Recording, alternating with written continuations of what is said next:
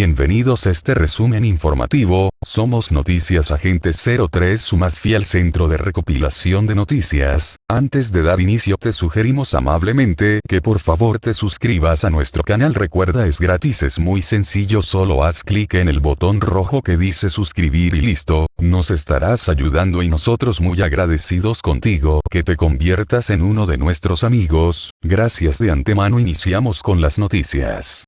El inicio de la segunda ronda de diálogo entre la delegación del gobierno de Nicolás Maduro y la oposición venezolana en México está previsto para este viernes. Pero el rumbo de las conversaciones es incierto, según analistas. El chavismo pidió esta semana la incorporación de Alex Saab, supuesto testaferro de Maduro y quien estaría a un paso de ser extraditado a Estados Unidos, a la mesa de diálogo, una solicitud que le complica el panorama a la plataforma unitaria, que agrupa a la oposición. El pedido, hecho por Jorge Rodríguez, jefe de la delegación oficialista, ha sido calificado como un mecanismo dilatorio del proceso auspiciado por el Reino de Noruega. Pero, a pesar de la solicitud, los opositores afirmaron en un comunicado que continuarán en la mesa de negociación. Sin embargo, expertos señalan que al parecer no depende de ellos levantarse y tampoco cuentan con muchas opciones. De acuerdo con la profesora Carmen Arteaga, doctora en Ciencia Política de la Universidad Simón Bolívar, en este punto hay que preguntarse si los representantes de Juan Guaidó tienen el poder y la autonomía para levantarse. Creo que no es el caso, asegura. La oposición, haciéndole contrapeso al gobierno, se ha permitido mantenerse en la escena e incluso se ha librado de rendición de cuentas. La plataforma no está en capacidad de decidir si se levantan o no y continuará como contraparte legitimadora, agrega. Contra esta posición, la delegación chavista tiene dudas de si los representantes de Guaidó continuarán en el diálogo. Lamentablemente siempre es una posibilidad, ya lo hemos visto como ha ocurrido en el pasado. La oposición en República Dominicana, teniendo listo la totalidad de un acuerdo, se retiró de la mesa, le dijo a El Tiempo Francisco Torrealba, diputado oficialista e integrante del equipo negociador en representación de Maduro. Para Torrealba, el gobierno sigue esperando que la oposición se meta en el carril democrático y deje los atajos inconstitucionales y las formas de asalto al poder como los intentos de magnicidio. En el comunicado de la oposición, se hace un llamado al Reino de Noruega para que garantice el cumplimiento por parte de la delegación del gobierno de las normas acordadas en el proceso, insisten en que siguen apostando al diálogo y que la incorporación de Saab es una estrategia de defensa ya vista en el proceso de paz colombiano. El mismo Guaidó declaró que se sentían cautos, pero que la idea es llegar a soluciones concretas.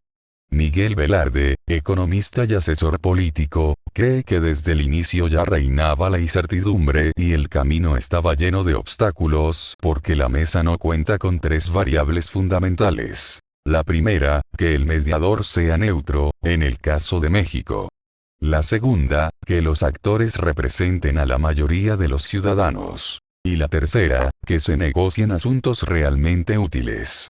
A todas estas variantes se suma el tema de la justicia internacional, que complica el escenario, pues la extradición o no de Saab a Estados Unidos no depende de la oposición, sino del sistema de justicia, y parece que ahora el foco para el gobierno de Maduro no es el levantamiento de las sanciones sino la presencia del empresario.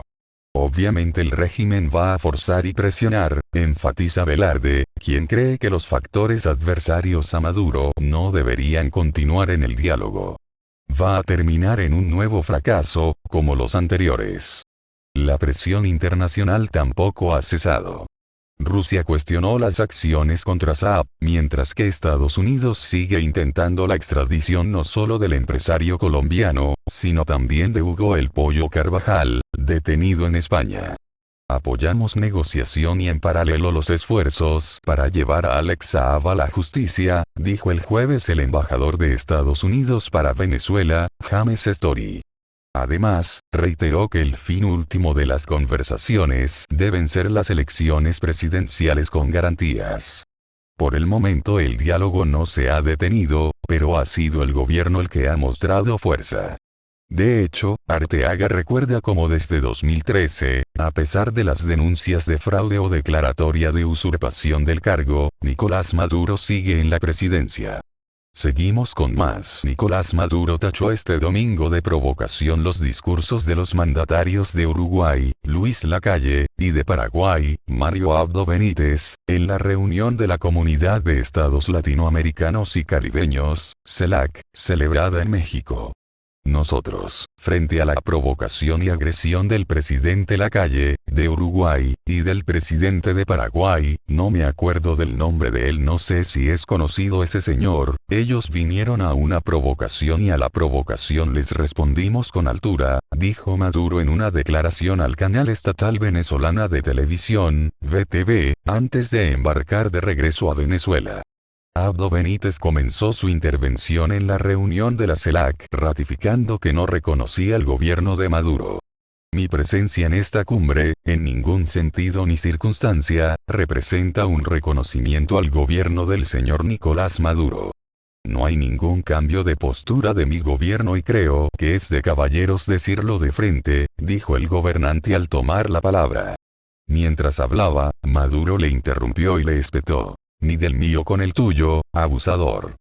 Por su parte, Lacalle expresó que la participación del país en la reunión no significaba ser complaciente con países donde no hay democracia plena, en donde se usa un aparato represor para callar protestas, se encarcelan opositores y no se respetan los derechos humanos. Debemos decir con preocupación que vemos gravemente lo que ocurre en Cuba, Nicaragua y Venezuela, afirmó. Maduro, que acudió por sorpresa a la cumbre celebrada en México, reiteró su reto a ambos mandatarios de debatir de democracia verdadera. Tenemos como mostrarles, con nuestro pueblo, la experiencia de la democracia directa, la democracia popular, la libertad en rebeldía que tiene nuestro pueblo, la libertad verdadera, el régimen constitucional de derecho, de justicia, subrayó. En este sentido, comentó que, tras lanzarles el desafío en plena reunión, los dos jefes de Estado quedaron callados. El reto está en la mesa. Donde quieran, cuando quieran y como quieran, un debate, apostilló. Maduro afirmó que a la provocación de sus homólogos respondió con altura porque los mandatarios no acudieron a México a tirarse piedras.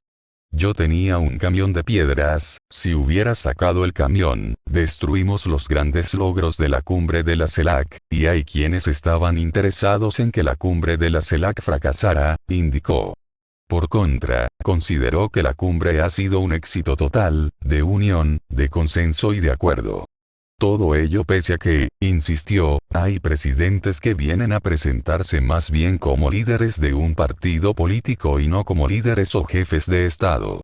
Nicolás Maduro reaccionó a las críticas de los presidentes de Paraguay y Uruguay en la CELAC entre los acuerdos. Destacó que hubo decisiones muy importantes por consenso, como la creación de una agencia espacial de América Latina y el Caribe, lo que calificó de un paso gigantesco. Reiteró su propuesta de creación de una Secretaría General de la CELAC, que consideró útil porque, con ese liderazgo para el bloque, el cuento es otro. Desde ese cargo se podrían impulsar propuestas financieras, comerciales y económicas, así como propiciar las propuestas sociales en cuanto a pandemia, cambio climático y reactivar los consejos de ministros que ya existieron.